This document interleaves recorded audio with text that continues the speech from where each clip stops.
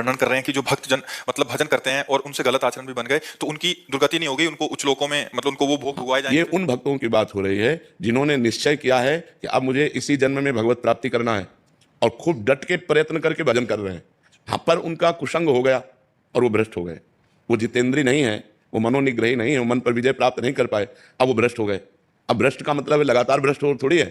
अब वो भ्रष्ट हो गए, प्रयासरत थे भजन में, उनका लक्ष्य था भगवत प्राप्ति, और शरीर पूरा हो गया, भगवान के दर्शन नहीं हो पाए, भगवत प्राप्ति नहीं हुई, तत्वबोध नहीं हुआ, तो उस भ्रष्ट का क्या गति होगी? भगवान श्री कृष्ण से अर्जुन जी ने पूछा कि उस भ्रष्ट की क्या गति होगी? तो भगवान ने बताया कि ऐसे जो भ्रष्ट होते हैं वो नरक तो जा नहीं सकते, क्योंकि भगवान का नाम जप करते थे, भगवान के मार्ग में थे, भगवान के आश्रित थे, वो नरक नहीं जा सकते। अच्छा, उनका पतन नहीं हो सकता, क्योंकि जैसे आपने 500 नाम जप किया तो आपके 500 नाम तो स्टॉक में जमा है, अब आप भ्रष्ट हो गए, गलत आचरण किए, तो उसका आपको दंड मिलेगा, लेकिन वो दंड खत्म होते ही आप 500 भजन से ऊपर चलेंगे, 499 नहीं, पूरे 500 के भजन से ऊपर आपकी गति होगी। तो अब जैसे उनका शरीर छूटा तो उनको पुण्यवान के लोकों में ले जाया जाता है, स्वर्ग आदि लोकों में। स्वर्ग आदि लोकों में जैसे वो स्त्री से भ्रष्ट हुए या जिससे भ्रष्ट हुए, वो सारे भोग उनको दिए जाते हैं।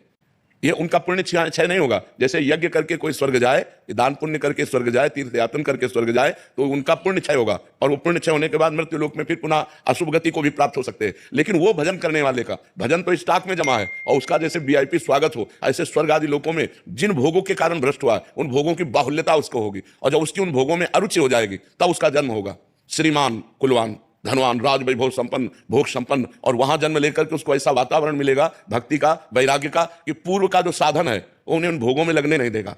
वो उन भोगों के बीच में रहते हुए भी उसको वैराग्य होगा। अब उसका वैराग्य इतने जोर का होगा कि जब कभी आकर्षण किसी भोग का हुआ तो वो सोचेगा कि मैं तो अपना इतना वैभव छोड़कर आ रहा हूं, इतना भोग छोड़कर आ रहा हूं, अब मैं भोग नहीं भोगूंगा, और वो डट करके जहां से उसका भजन रुका था वहां से भजन उसका चालू होगा, और वो प्रयास करके इसी जन्म में भगवत प्राप्ति कर लेगा।